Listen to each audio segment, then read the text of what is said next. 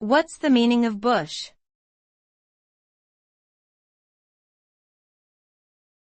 Bush.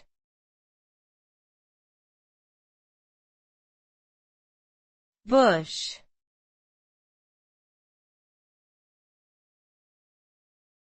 Bush.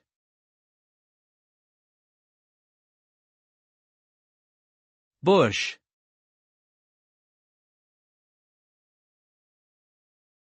The meaning of bush can depend on the context in which it is used. In general, it refers to a dense growth of shrubs or a low woody plant. This term is often used to describe vegetation found in natural habitats such as forests or grasslands. Additionally, the word bush can also be used to refer to a political figure, specifically George W. Bush, who served as the 43rd President of the United States from 2001 to 2009. In summary, bush can refer to either a dense growth of vegetation or a former U.S. president.